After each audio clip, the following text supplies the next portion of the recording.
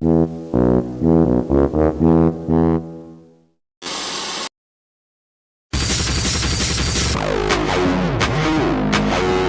entrando no ar mais um Dementes Podcast, onde a demência é levada a sério.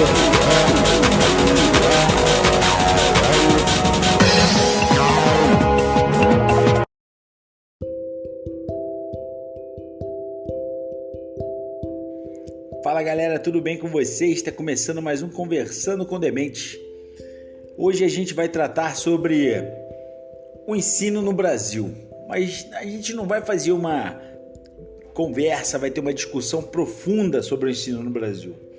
O foco no papo de hoje vai ser as diferenças entre o ensino na escola pública e o ensino na escola particular. Para isso, nada melhor que a gente trazer um professor, certo? Hoje o papo rolou com o professor Alexandre Olim, professor de matemática. E ele trouxe um ponto de vista interessante, porque ele está dentro desse sistema, né? Ele traz a visão dele. Muitas vezes a gente tem nossa visão de fora, né? A gente tem nossas percepções, e ele traz uma visão bem interessante, né? Bem interessante o ponto de vista dele em relação a isso. Vale a pena assistir. Galera que não gosta do episódio comprido, ficou bem curtinho. Espero que vocês gostem. Eu volto depois do papo.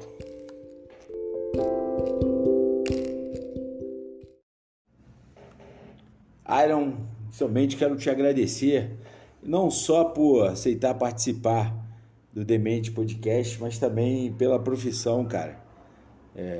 Obviamente não tive aula com você, você tem idade para ser meu filho quase, mas em nome de todos os professores, cara, já te falei isso pessoalmente, falei, cara, sem professor não existiria nenhuma outra profissão, entendeu?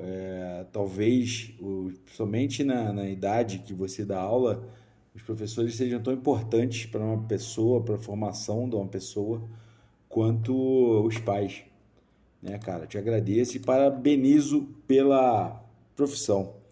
Cara, é o seguinte, você leciona tanto no sistema de ensino público como no privado, né, no particular. E é óbvio, né, a gente nem vai discutir isso aqui, existem diversas diferenças nas estruturas dos dois. Só que eu quero te perguntar o seguinte, da sua percepção em relação a objetivos, seja uma escola privada ou uma escola particular, você sente que elas têm por objetivo ensinar o aluno, prepará-lo para a vida, e tem algum tipo de, vamos colocar assim, quantificar, existe algum grau, ou, por exemplo, onde eu quero chegar? De repente a escola particular está mais preocupada em arrecadar dinheiro com mensalidade do que ensinar, ou a escola pública está ali para cumprir o papel dela, né, só protocolar, porque é uma obrigação do Estado fornecer educação para as crianças. Você acha que existe isso ou não tem? As escolas realmente têm por objetivo educar as crianças, independente de ser escola pública ou uma escola privada? Obrigado, Bruno. Fico até emocionado aí com essas palavras de estima. Bom, em qualquer profissão, a gente sempre fica feliz de se sentir valorizado. Aliás, a gente não. É bom deixar logo claro que não estou aqui representando nenhuma categoria ou mesmo grupo de pessoas, tá bom? É apenas a minha humilde opinião, de um indivíduo. Eu trabalho com educação já há um bom tempo. Na escola pública, um pouco mais. Na escola privada, um pouco menos. Dou aula tanto no ensino fundamental quanto no médio. E eu acho muito intrigante a sua pergunta, porque você afirma que existem diversas diferenças estruturais entre as escolas pública e privada. Você diz assim, inclusive, é óbvio, a gente não vai nem discutir isso aqui. Poxa, Bruno, calma aí, né? Você visitou recentemente alguma escola privada? Ou mesmo pública? Com base em que você pode fazer uma afirmação tão contundente como essa? É óbvio, não vamos nem discutir. Calma aí, vai. Estruturalmente, elas são praticamente iguais. Direção, coordenação, professores, equipes de apoio. Assim como eu, muitos professores lecionam tanto na escola pública quanto na particular. Inclusive, conheço alguns ótimos professores que preferem trabalhar somente na escola pública, por questão da carreira mesmo. Na particular, um professor não chega a diretor, mas na pública sim, conforme progride na carreira. Outra coisa, o conteúdo trabalhado também segue a mesma linha. Existe um documento norteador chamado BNCC, Base Nacional Comum Curricular, que o próprio nome já diz tudo. É o currículo base para todo mundo no território nacional. Então, assim, os professores são os mesmos, o currículo é o mesmo. Eu posso concordar com você no seguinte: a gente não vai nem discutir isso aqui, mas porque estruturalmente elas são extremamente parecidas. Bom, você perguntou se a escola particular está mais preocupada em arrecadar dinheiro do que em ensinar. Mas como que ela arrecada dinheiro mesmo? Não é ensinando? Se a qualidade do ensino que ela oferece não for elevada, ela não justifica o valor cobrado. Então ela tem sim uma preocupação enorme em ensinar. Aliás, não só em ensinar, mas que o aluno goste de aprender. Porque não adianta encher o aluno de tarefas e ele chegar em casa e falar que não quer mais ir para a escola. É um cliente a menos. E aí nós tocamos em outro motivo que pode levar aqueles alguns professores que eu citei a não preferir ir para a escola particular. A pressão é muito maior. Existem sim diferenças na escola privada que eu trabalho, não chega a 30 alunos por classe. Já na pública, as classes passam de 40. Isso é mais comum à noite. Sobre o objetivo de educar, eu vejo professores totalmente comprometidos com a educação. Sinceramente, se fosse apenas pelo dinheiro, eu poderia ir ganhar em outro lugar. Iron, você lida diretamente com crianças e adolescentes de classes sociais distintas, né? Como falei na pergunta anterior, você tanto dá aulas em escolas particulares quanto em escolas públicas. Eu queria saber de você o seguinte: isso é uma conversa que a gente já teve pessoalmente, mas eu acho que é interessante trazer isso aqui para a galera. O que você sente em relação à perspectiva dos alunos, tanto das escolas particulares quanto das escolas públicas? Eu pergunto por quê. Infelizmente, a gente vive numa sociedade que existem castas, né? Não é algo tão gritante quanto na Índia, mas aqui existe, entendeu? Existe uma sociedade de privilégios, tá? E os privilégios muitas vezes não têm mérito, né? Então, por exemplo, de repente, o filho de uma família com dinheiro que estuda na escola particular já tem todo um cronograma da vida, né? Que vai, você vai acabar estudo, você vai fazer um cursinho, você vai para a faculdade, você vai ser tal coisa. E já na escola pública, que o contato é com pessoas mais simples, mais humildes, mais pobres, né, que muitas vezes não tem perspectiva de vida, entendeu? Não sabe que não vai ter oportunidade, e que é uma coisa muito triste, né? Porque as pessoas deveriam partir do mesmo ponto de início, né? E infelizmente não é assim que as coisas acontecem. Mas eu queria saber de você, se você tem essa sensação em relação aos alunos, de essa percepção de que uns têm uma expectativa para a vida, os outros têm outra, entendeu? Se isso eu não estou falando do papel do professor, que a gente também já debateu nisso. O professor, obviamente, vamos falar a grande maioria, que deve ter aquele que não se importa muito com isso, como toda profissão tem, mas a grande maioria quer que todos sejam doutores, tenham um pós-doutorado, sejam bem-sucedidos na vida, mas a gente sabe que a vida não acontece dessa forma, né? Mas eu digo você em relação aos alunos em si, né? Do que eles pensam para o futuro. Cara, nessa pergunta eu te senti pisando em ovos, hein? Possivelmente porque já falamos sobre isso, e a sua fala é o tipo de fala que me causa revolta, porque eu discordo totalmente dela. Me lembra aquelas pessoas incomodadas quando vê o pobre andando de avião, que acha que o filho da empregada não pode ser engenheiro. Não pode por quê? Eu falo para os meus alunos, você pode ser aquilo que você quiser. Ninguém tem o direito de te dizer que não pode. Eu encorajo cada um dos meus alunos a perseguir os seus sonhos e não deixar que ninguém lhes diga o contrário. Se eu não acreditasse em meus alunos, estaria na profissão errada.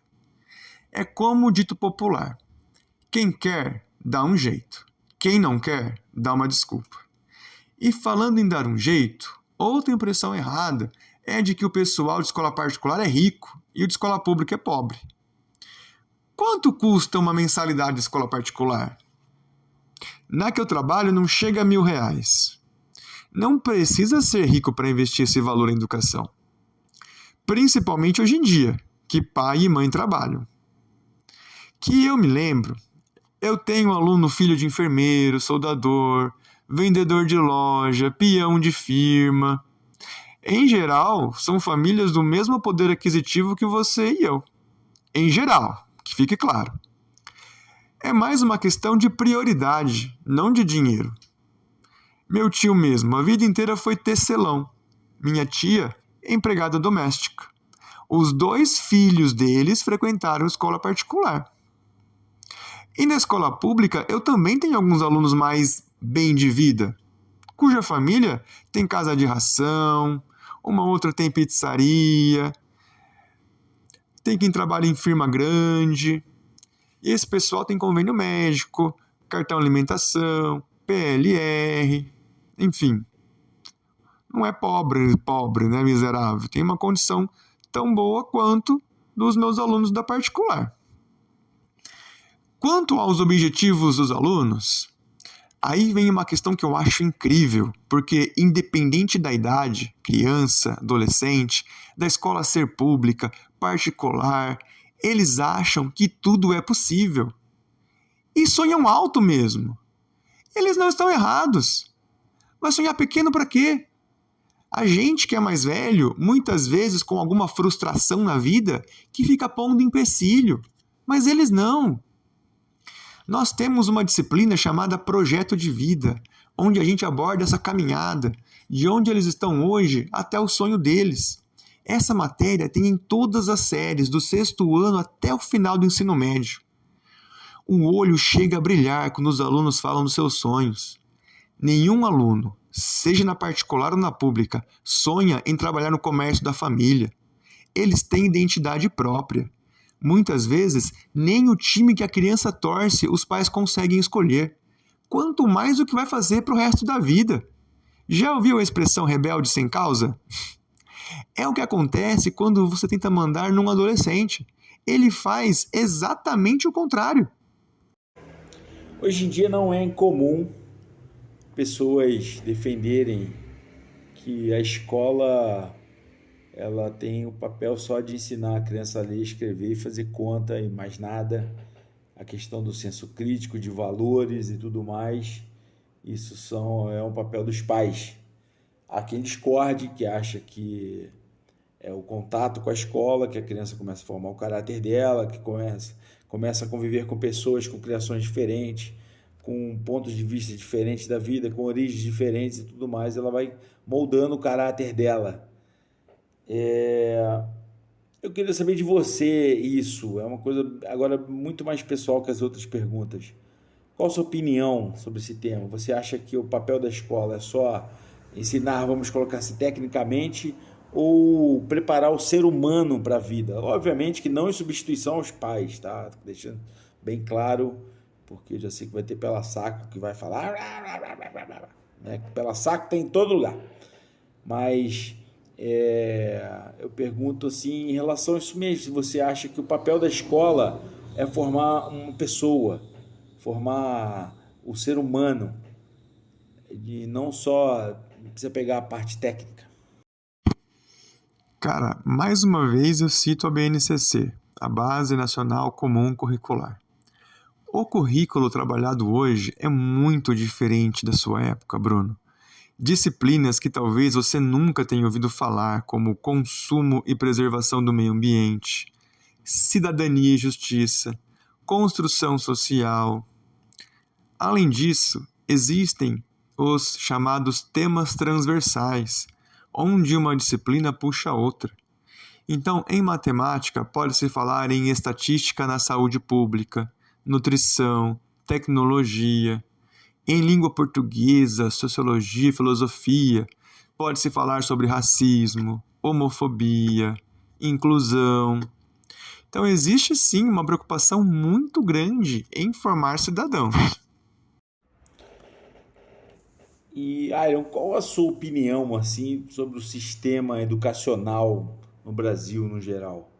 Você acha que é um sistema já defasado? É um sistema que atende a velocidade do mercado de hoje em dia, de que aparecem inúmeras profissões diferentes, das mais variáveis? Você acha que o sistema educacional no Brasil está preparando as crianças e adolescentes hoje para essa vida dinâmica que se tem hoje? Porque o tempo hoje ele é muito mais rápido do que era na minha época. No tempo que eu estudei não foi muito diferente do meu irmão, que a gente tem mais de 10 anos de diferença, e talvez não tenha sido muito diferente do que foi para os meus pais, né? Só que o mundo acelerou demais nos últimos 30, 20 anos. Então você acha que o sistema educacional no Brasil hoje está defasado ou ele atende bem esse tipo de demanda? Bom, como eu te falei, existe uma preocupação muito grande em formar cidadãos, jovens pensantes, críticos, protagonistas. Não estamos produzindo mão de obra. Quando você fala o mundo acelerou demais, mais uma vez eu enxergo diferente. Porque eu não acho que o mundo acelerou. Eu acho que ele continua se movendo na mesma velocidade em que sempre se moveu. O ritmo das pessoas é que se intensificou. E se você reparar bem, quem está puxando o ritmo é justamente essa juventude. O ritmo deles é muito mais intenso que o nosso. O modo como eles consomem informação e produzem conteúdo é muito mais intenso que o nosso. Repara bem nas redes sociais, esses youtubers, influencers. É a juventude que ocupa principalmente esses espaços. Quando nós éramos adolescentes, nossos ídolos tinham em média 30 anos de idade. Hoje, os ídolos têm a mesma idade dos fãs. Tem moleque de 16 anos com negócio online. Menina de 15 lançando coleção de moda, de cosméticos. Eu tenho uma aluna que faz tutorial de dribles. Ela pega assim um drible marcante de um jogador famoso, divide em etapas e vai desenrolando. Então assim, se tem alguém que deveria estar preocupado em acompanhar o ritmo, na minha opinião, somos nós. Novamente eu agradeço aqui, cara, pelo tempo que você disponibilizou para responder aqui. De novo, pela escolha, pela profissão, né, pelo papel que cumpre, tá? Como eu falei no início, para mim, os professores da educação básica, eles são tão importantes quanto os pais na formação do ser humano, né? Que as crianças estão em formação, para o ser humano que elas serão. E, cara, deixe seu recado final aí, sua forma de contato e tudo mais. Muito obrigado mesmo, cara. Obrigado, Bruno. Eu fico feliz em ter participado, espero ter agregado uma perspectiva positiva sobre a educação, que tem, sim, muitos desafios, mas que é extremamente gratificante quando a gente sente que está fazendo a diferença na vida de alguém, por menor que seja. Dementes Podcast, onde a demência é levada a sério.